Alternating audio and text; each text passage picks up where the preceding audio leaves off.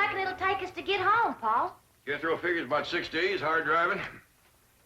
Where are you going with that wood? Oh, Granny wants it on the truck. Put it down. With all the wood we got back at the cabin, we sure ain't going to haul none from Beverly Hills. Oh, she says it's for on the way. On the way? Granny, what in the world do you do? I'm making sure we don't freeze to death. It's warm here. Won't be when we get in the mountains. You figure to keep that thing burning for us 6 days? And 6 nights. Don't forget, it's December every other place but here. Damn blame California. The weather's as mixed up as the people. I'll be glad when I get back where there's some snow and ice. I can't wait to see Ma and Jeff Green. Yeah, it'll be my fine Christmas present for your ma and your sister, or us dropping in on them like this. Now tell me again, exactly what did Marie say? Simply said the Clampetts were loading their truck and appeared to be moving out. Why? What could have happened? Who offended them? Whoever it was, I'll have them driven out of Beverly Hills. Chief, don't get so upset. I know a man with $25 million in your bank is... Is that why you think I'm upset? Because Jed Clampett has $25 million in my bank? Isn't it? Of course not. The thing that upsets me is the fact he might take it out. Faster. I don't know whatever happened to the key to that door, but I reckon with our stuff out of there, ain't nothing left anybody want to take, except them old pictures. Oh, Miss Hathaway says a couple of them pictures is Rembrandt. All right, after Christmas, we'll see he gets them back. Where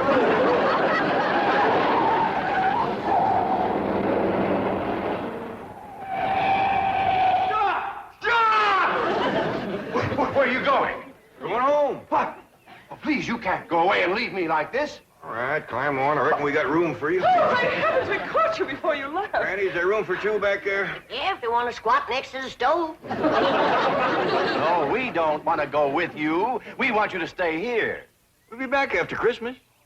Well, Mr. Clampett, if you want to go home for Christmas, let me make the arrangements. I'll have you there tonight. Tonight? Clean back home? Yes, and you'll arrive in style, too. Well, Miss Hathaway, I think Granny and Ellie Mae should have mink coats for the trip, don't you? Of course. Well, let's go take care of it, and the reservations, too. Mr. Clampett, you start unloading the truck and leave everything to us. You'll be home in 5 or 6 hours on the jet.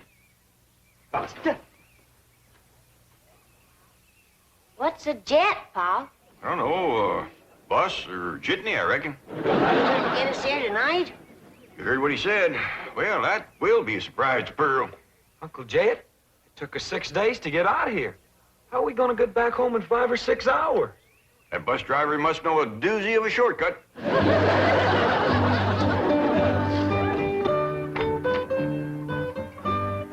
Pat, have we got plenty of champagne and caviar? I guess so. Why? The entire first-class section has been reserved for a family of VIPs, the Clampetts. Wow. Young ladies, I presume you've been advised of special arrangements for the Clampett family? Oh, yes, indeed. Certainly have. Here they come now. Oh, get a load of those minks. Granny, Ellie Mae, right this way.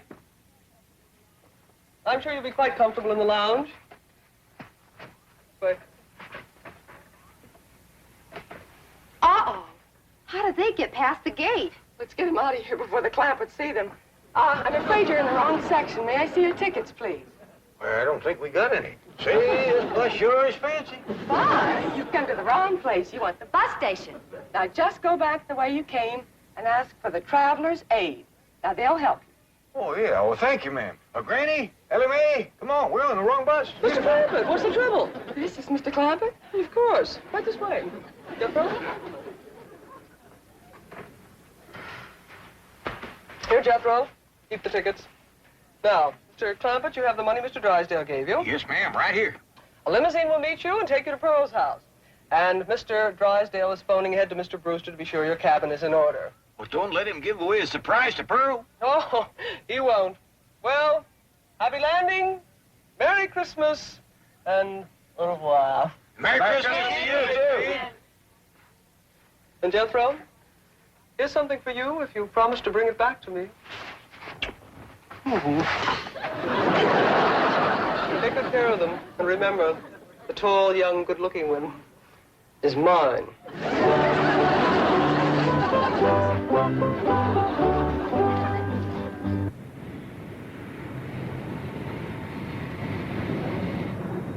Now fasten your belt. Well, I ain't wearing one, ma'am. Just McGillison's. I meant your seatbelts. Doggies. This is a fancy bus.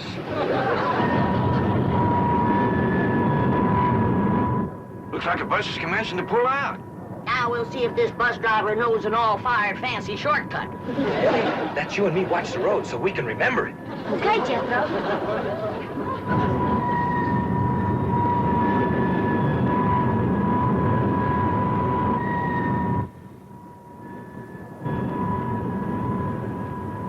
If you ask me, this bus driver of ours is lost. Just keeps us circling and turning. You know there's no shortcut yet. Ring, ring.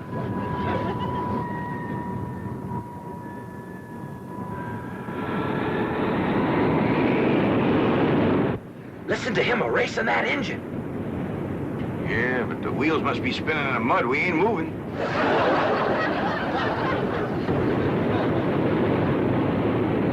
He got her out of the mud. Yeah, we're moving now.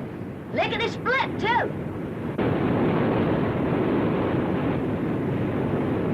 My doggies, if he gets to going much faster, this thing's gonna leave the ground.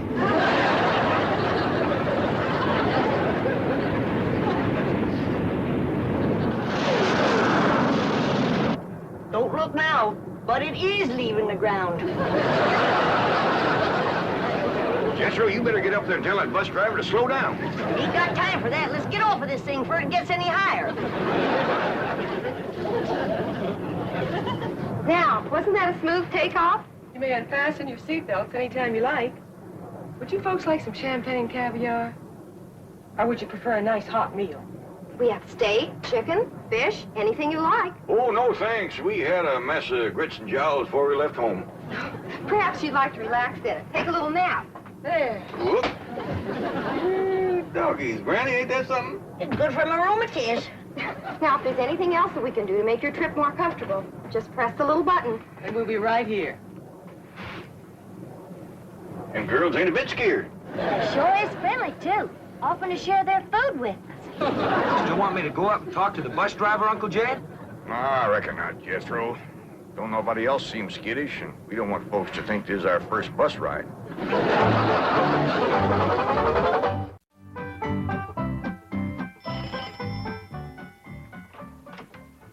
Howdy, Pearl. Homer Winch, when are you gonna learn not to walk into a body's house without a body inviting you? Well, I rang and you didn't come. You didn't give me time, you old coot. Now don't you never do that again. Get out of my parlor. I like you when you're mad, Pearl. You're an exciting woman. Homer, you get out of here. I don't have time for your foolishness. Jethrine and me's going to California to spend Christmas with Cousin Jed. Well, and I reckon you don't care to hear what I got to say. That's right. About Mr. Brewster. Mr. Brewster! Yeah, that tall, good-looking city fella works for the oil company. Drives that big car. What about him? Is he in town? I've been ordered from your parlor, Pearl. I think I'd best be going. Homer, I didn't mean it. Please, Homer, you tell me about Mr. Brewster, and I'll bake you a sweet potato pie. Well, And for dessert, red horse swimming in elderberry wine. you're an exciting woman, Pearl. Well, tell me. Well, you see, he stopped over at the Emporium to get some cheese and crackers. Said he was going to be over at Jed's cabin alone all day, and he didn't have no food. Thank you, Homer. Merry Christmas. Now, wait a minute, Pearl. You ain't going to do me out of my tater pie, are you? Well, of course not. You get it. Well, when? Well, I'll let you know. I'm busy right now. Bye, Homer. Ding, dang, darn it, I done it again. Let some pretty woman twist me around her finger. I hate to go home. Mama's going to give me the dickens.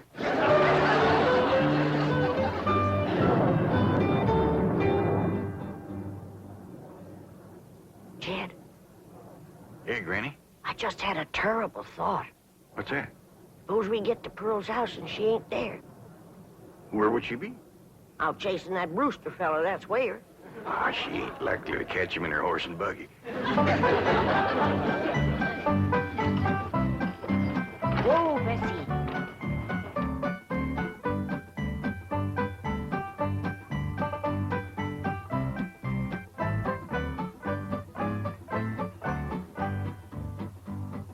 Now, Bessie, I play my cards right. You get to keep that there blanket permanent, 'cause I'm gonna have something else to keep me warm. A husband. Ain't that a beautiful word, husband? Husband. And what's more, I'll be riding in that big, fancy automobile. So you can retire to pasture with that good-looking racehorse from Hot Springs. Well, I thought I heard a horse. Mrs. Bodine. Won't you come in? Well, thank you. It's mighty cool today, ain't Yes, it? it is. Well, it's nice to see you again. I'm sorry it's so cold in here. Didn't bother to build a fire in the fireplace, and I'm afraid that kerosene stove doesn't put out much heat.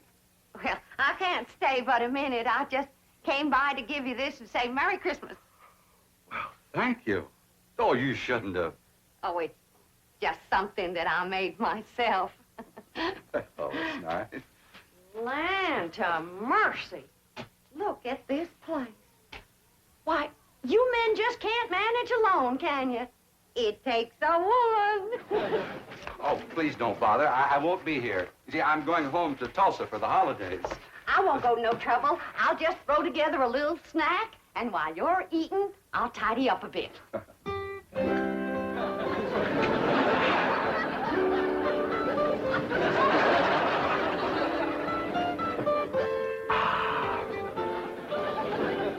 This is the most fantastic miracle I've ever seen. The way you produced this banquet right out of thin air. Ham, fried chicken, roast pork, and this delicious sweet potato pie. That's my own special recipe. Here, wash it down with some red horse and elderberry juice. Mm-hmm. Oh, that is sensational juice. But, Mrs. Bodine, I just can't eat another bite. What, Mrs. Bodine, what have you done to this cabin? Oh, do you see a difference? And where did you get those curtains? I just run them up while you was eating. Really, you are a remarkable woman. You cook, sew, you're a wonderful housekeeper. And I love it. It ain't work to me at all. It's pure enjoyment. Mrs. Bodine, I know that this must seem awfully sudden to you, and I know you have lots of ties, lots of activities here in the hills, but I was wondering, do you think you could possibly be happy living in a city like Tulsa? Tulsa? That's where you live, ain't it? Yes, I have a very nice home there, but frankly, it needs you, and I think Mother will agree. You want me to meet your mother? Well, actually, it isn't necessary, and I know Mother will approve my choice.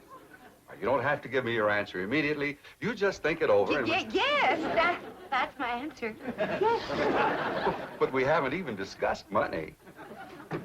I'll give you every cent I make. Mrs. Bodine, as my housekeeper, I will be paying you. Housekeeper. That would carry for Mother. Oh, incidentally, Mother's just going to love this elderberry juice. What's the matter? Do something? You shorted.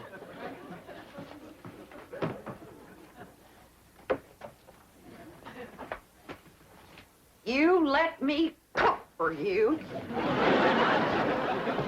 You let me sew for you. Hand me the ham. You let me house clean for you. Now then, I don't know what it takes to get engaged in Tulsa, but in these here hills, you've done enough to get yourself promised, hitched, and honeymooned. Really, Mrs. Bodine, I didn't mean to. I'm going to Beverly Hills to spend Christmas with my cousin Jed. And when I tell him what you done, he ain't gonna take kindly to it. What, Mrs. Bodine? I give you my word that You give me my hand-knit socks. Your feet can't get no colder than they are right now.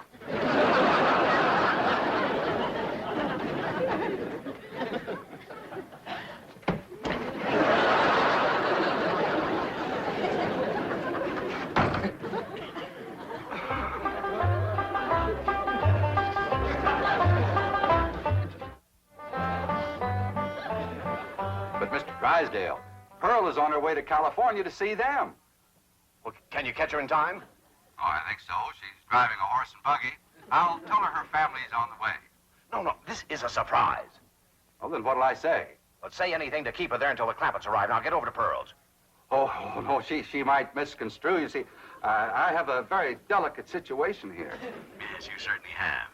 And if you spoil Jed Clampett's Christmas surprise, he'll cut off your oil. But Pearl might think I want to marry. Merry Christmas to you, too. Bye. Hello? Hello? Oh, boy. Here's the sweet potato pie and red horse, I promise. Hey, there's a piece of this pie missing. And a gulp or two of these red haws. Who got it, Pearl? None of your business. Now get along. Jethrine and me's leaving for California. Yeah, I want a whole pie just like I was promised. Now you get out of here before I throw you out of here. Men is all alike. Gimme, gimme, gimme. You're an exciting woman, Pearl. Don't you even speak to me. There ain't a man alive worth the powder it'd take to blow him to you nowhere. There's just a bunch of low-down, no-good Mr. Brewster! Miss Bodine, I hope you're not angry at me any longer. Angry at you? Why, don't be ridiculous. Oh, here, have some more sweet potato pie and some red horse. Oh, this is a rascal been trying to steal my woman and my pie. I'm going to give you such a show. Oh, I think I throwed my dang knee out. And I'm gonna throw out the rest of you.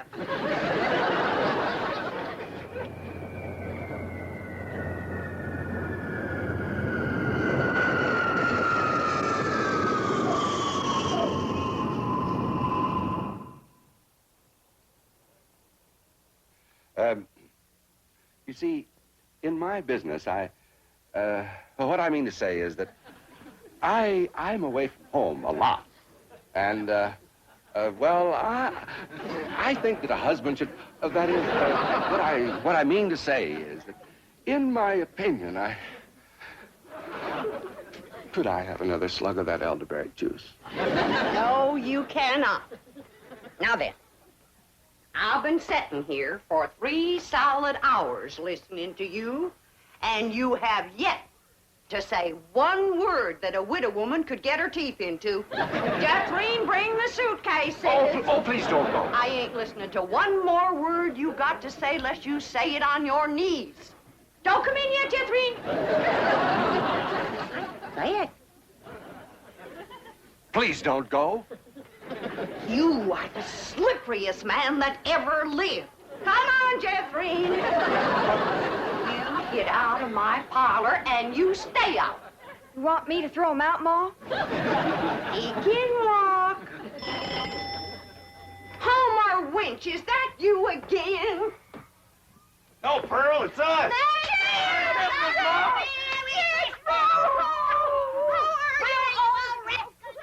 Merry Christmas, Jethrine. Uncle Jed. Why, you have grown. Mr. Brewster, what are you doing? Mr. Clampett, if you'd been just 1 second later, I'd have been engaged to your cousin Pearl. Go back out, everybody. Please, Mr. Clampett. Jingle bells, jingle all the way. Oh, what fun it is to ride in a one-horse open sleigh. Dashing through the snow in a one-horse open sleigh. O'er the fields we go, laughing all the way. Bells on bobtails ring, making spirits bright. What fun it is to You're nothing but a two-timer, Homer Winch. Pearl told me about you sparking her, you old rascal, you. You're exciting when you're mad, Granny. Say, how about going for a little sleigh ride with me? You promise to behave? Sure I do. Well, we might as well stay here and sing. Wish you a Merry Christmas. We wish you a Merry Christmas. We wish you a Merry Christmas and a Happy New Year. And now back to your regularly scheduled program.